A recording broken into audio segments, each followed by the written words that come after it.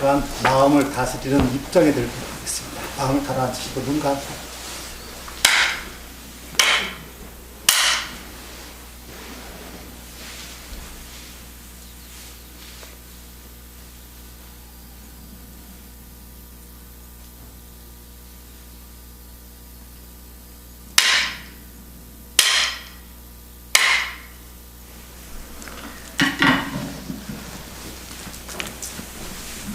산새소리가 청아하게 들리고 꽃들이 만발합니다. 4월의 그 꽃들은 하루하루가 굉장히 다채로워요. 그래서 벚꽃은 이제 거의 다 지었고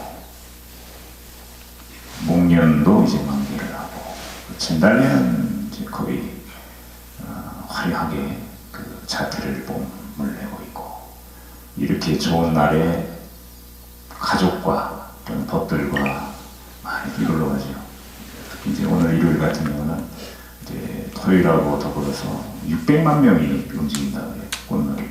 이제 쌍계사 벚꽃 구경이라든가 또 이제 백양사 쪽이나 사찰을 좋아하시는 분은 그쪽에 이제 꽃놀이를 가시고 그 외에 이제 가족 단위로 이제 위락시설을 이렇게 쭉 다니고 그러는데 여기 계신 분들이 오늘 꽃놀이를 가실 수도 있었고 아니면은 휴일이니까 오늘은 일주일 그 중에서 좀 쉬는 날이니까 TV라도 보자. 그래서 요즘 그 유행한다는 그 태양의 후예 재방송을 봐도 되는데 이렇게 보셨어요. 그래서 저는 문득 생각해 본 것이 여기 오늘 모인 분들의 그 의식 수준이 굉장히 높다는 걸 느꼈습니다. 사실 우리 불교는 여러분들이 그 불자로서 불교를 하면서 불교는 과연 무엇을 믿어야 되는가에 대한 그 의문이 있는 분이 있어요. 절에 다니고 있지만 불교는 과연 무엇을 믿어야 되는가? 그 타종교 중에 그 외동문 중에는 이제 기독교 같은 경우 왜 당신은 교회 갑니까? 예수 믿고 극락 가려고 천국 가려고 합니다. 이렇게 얘기를 하는데 불교는 왜 믿어야 됩니까? 라고 또 보면 좀 안다는 때가 있어요. 그죠? 그래서 불교는 과연 무엇을 믿어야 되는가에 대한 본문을 간단하게 드리도록 하겠습니다. 여러분, 불교는 왜 믿어야 될 것 같아요? 뭘 믿어야 될 것 같아요? 불교는 뭘 믿어야 되는 것 같아요? 우리 처사님 한번 얘기해 보세요. 예, 불교는 뭘 믿어야 될 것 같아요?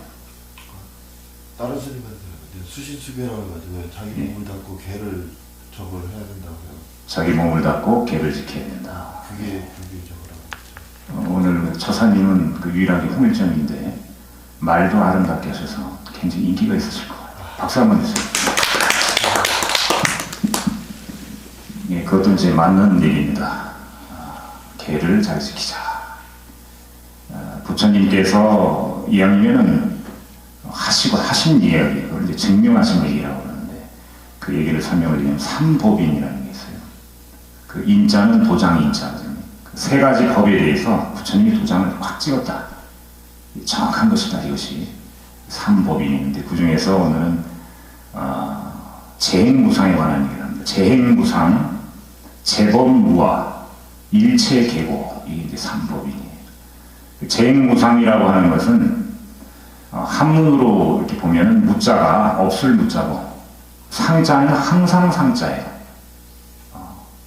그 재행이라고 하는 것은 이 세상의 어떤 현상을 얘기하는 거예요. 이 세상의 현상이라고 하는 것은 범부 중생이 이렇게 오감으로 느끼고 또 생각하고 볼 때 무상하다 이런 얘기예요. 항상 있지는 않다. 변해간다라는 거죠. 재행무상. 이것을 먼저 알아야 돼요. 삼법인 중에.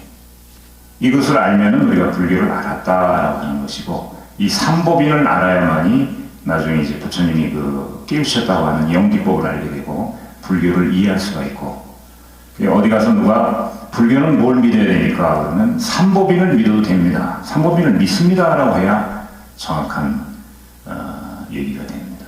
왜 재행무상인가? 그러니까 우리가 불교를 하면서 이 세상이 이루어지는 또 세상이 나아가는 그 현상을 제대로 모르기 때문에 이걸 꼭 알아야 된다는 건데 사실 우리가 오감으로 느끼는 모든 것은 변해간다는 항상 하지 않고 고정된 것이 아니고 변해간다. 예를 든다 그러면 요즘 보살님들 보면은 화장 안 하는 보살님들이 거의 없죠. 요새들은 그 얼굴 이렇게 화장을 하지 않습니다. 이것도 좀 붙잡아주기 위해서 화장을 하는 거예요. 그 젊음을 좀 더 이뻐 보이려고. 그래서 이제 뭐 보톡스 같은 것도 하고 요즘 뭐 그렇게도 하잖아요. 너무 이제 흔하게 하기 때문에 외국에서 우리나라에 원정 와서 그렇게 한다고 그러는데 굉장히 좋은 일이라고 저는 봅니다. 내면도 가꿔야 되지만 외면도 가꿔야 되고.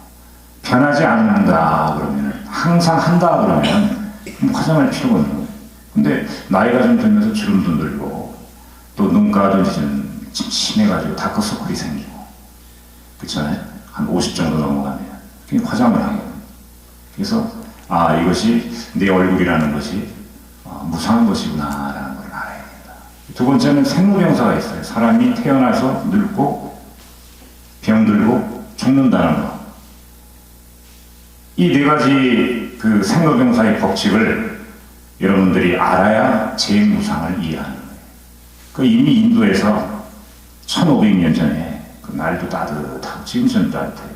보리수 나무 아래 같은데 그늘 아래에 앉아서 그 당시에는 이제 수행자들이 굉장히 많았는데 그분들이 무려 1500년 동안 생각한 것이 이거예요. 재무상하다. 이걸 알면 여러분들이 불교를 반을 이해할 수 있는 거예요.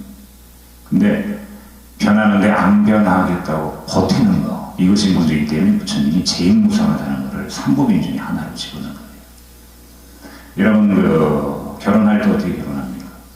선보기도 하고 또 첫눈에 이제 반해서 결혼하기도 하고 그렇잖아요. 그러면 첫눈에 반해가지고 결혼할 때는 그렇게 좋았는데 결혼해서 한 10년, 20년 지나니까 어때요? 남자분들 그렇잖아요. 내가 그땐 좀 돌아든 것 같다. 미쳤던 것 같다. 보살님들은 내가 눈이 좀 뼈치 이러니까 고정되는 줄 알았는데 영원할 줄 알았는데 그렇지 않다. 여러분 영원하고 남자분들이 그 좀 잘 사는 사람은 부인한테 뭐 줍니까? 다이아몬드 많이 주죠. 다이아몬드의 그 꽃말이 그 저 뜻이 영혼 아닙니까? forever 그렇잖아요. 부서지지도 않고 영원히 빛나고 그게 다이아몬드 반지 주잖아요. 그런데 그 사랑도 어느새 무상하게 한탄을 합니다. 당연히 하는 거예요. 그것이 바로 재무상이다. 그리고 또 특히 여러분도 결혼할 때 그 연애 때 잘해주는 남자를 주시면 연애 시절에는 굉장히 잘해줘요. 근데 결혼하고 나면 이런 사람들이 거의 보면 부인을 뭐 구타하기도 하고 때리기도 하고 그 부인 입장에서는 굉장히 충격을 받습니다. 이게 재무상이구나. 모든 것은 변해가는구나. 그래서 이 재무상이라는 것은 몰랐을 때 당시에는 그 외도 3종이라는 게 있었어요. 첫 번째는 뭐냐면은 유물론이라는 것은 유물론. 신은 없다. 사람이 태어나서 이번 생만 살면 그걸 끝이다. 이 유물론이에요. 아무것도 없다. 그냥 우리가 필연적이나 어떤 인연에 의해서 태어난 것이 아니고 그냥 생겨났다가 그냥 사라지는 것이다. 그래서 이번 생만 잘 살면 된다는 유물론이 있어요. 근데 두 번째는 한때 그 인도 그 지역을 그 센세이션을 일으켰던 숙명론이라는 게 있습니다. 지금도 인도에 숙명론이라는 게 있어요. 그것은 뭐냐면 전생의 업에 의해서 이번 생을 이렇게 사는 거다. 거지는 거지로 살고 바보는 바보로 살고 정신은 정신으로 살고 이것은 고정된 진리이기 때문에 변할 수 없다. 그래서 지금 인도 같은 경우는 아버지가 거지면 자식도 거지고 할아버지가 또 거지고 또 증조할아버지도 거지고 일과 생겨난 일 계속 그것만 하는 거예요. 500년 천년. 그 화장실 청소하는 사람은 계속 그 대를 이어가지고 화장실을 청소하는 거예요. 그 그것이 이제 인도 사람들이 볼 때, 기득권 입장에서 볼 때는 그게 굉장히 편리한 거예요. 그러나 정작 주어진 숙명대로 사는 사람은 굉장히 억울하겠죠. 부처님 보실 때 이건 아니다. 그런 숙명론이 있었어요. 전생의 업이에서 현생은 그렇게 살아요. 인도 사람들이 연구를 해보니까 아니더라고요. 절대 아니다. 그때 그 당시에, 인도 당시에 카필라국이라고 하는 것은 문명이 굉장히 발달됐어요. 그래서 지금으로 따지자면 미국의 맨하탄이라든가 뉴욕 정도 수준이에요. 여러분 그 인도 가면은 굉장히 못 사는 걸 보이잖아요. 그렇죠? 가난하다. 그러나 그때 당시에는 문명이 발달돼가지고 그래서 철학자들도 많았고 그 다음에 선지식인들도 굉장히 많았고 스승들도 굉장히 많았습니다. 스승을 정말 구루라고 하는데 그분들이 이제 생각해 보니까 이 숙명론이 아니더라. 그리고 이제 창조론이라는 게 있어요. 창조론. 이것은 이제 불교가 아니더라도 또 불교에 대해서 잘 모르는 사람도 이 창조론에 대해서 잘 알고 있는데 자제심이라는 것이 있어서 자유자재한 그런 심이 있어가지고 그 자유자재심이 그 자신의 의사하고 상관없이 정해놓는다는 얘기예요. 예를 든다 그러면은 너는 강도로 살아라 라고 이렇게 정해놓으면 그 사람은 평생 강도로 살아야 되고, 그리고 너는 아름답게 태어나라 그러면 아름답게 태어나서 평생 아름답게 살아야 돼요. 너는 가난하게 태어나라 그러면 가난하게 태어나서 가난하게 살아야 되고, 이런 그 창조론이 있어요. 근데 문제는 얼굴이 못생기게 태어난 사람 평생 그렇게 살아야 된다고 하는데 억울한 거예요. 그것도 죄가 아닌데 그럼 그 죄가 만약에 성립이 된다 그러면 누가 받아야 되겠어요? 그 사람이 받아야 되겠어요? 자제심이 받아야 되는 거죠. 이걸 아니더라.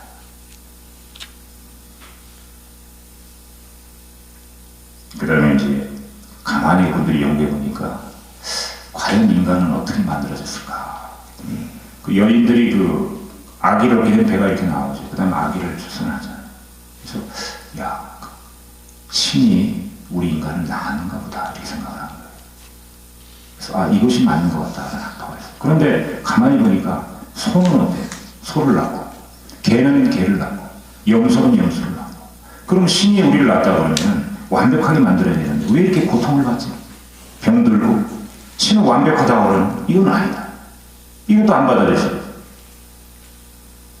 그 다음에 또 어느 학파가 또 있었냐면은 신이라고 하는 것이, 그 기운이라는 것이 있어서 사람을 창조해 놓고 동물이든 인간이든 자신의 기운을 조금씩 불어넣어준다. 그 신의 섭리가 인간의 몸에 들어갔다는 얘기. 그래서 그 신은 브라만이라고 하고, 그 다음에 그 신의 그 기운을 불어넣어준 그 기운을 아트만이에요. 그 여러분들이 아트만이라는 거죠. 신은 브라만입니다. 주종관계로 해놨어요. 근데 이것도 부처님이 보리수 남아리에서 이렇게 참선을 하고 열방직전의 기운으로 수행을 해보니까 아니더라. 왜? 그럼 브라만은 그럼 누가 창조했는가? 또 아트만이 언제 모여서 브라만이 되는가? 이것도 이제 설득력이었어요. 그래서 마지막으로 부처님이 설산에서 6년 고행을 하시고 이제 부처님 오신 날이 이제 얼마 남지 않았습니다만 보리수 나무 아래서 4주의 기간을 두고 용맹정진하면서 가만히 성찰해 보니까 영기법이더라. 어떤 조건에 의해서 성립되는 그런 진리가 있더라. 다시 말하면 여러분들이 오늘 계시기 때문에 제가 존재한다는 거예요. 또 이 절이 있었기 때문에 제가 있다는 얘기고, 예를 들면 오늘 법회 날인데 여러분들이 안 왔으면 제가 이렇게 법문할 필요가 없잖아요.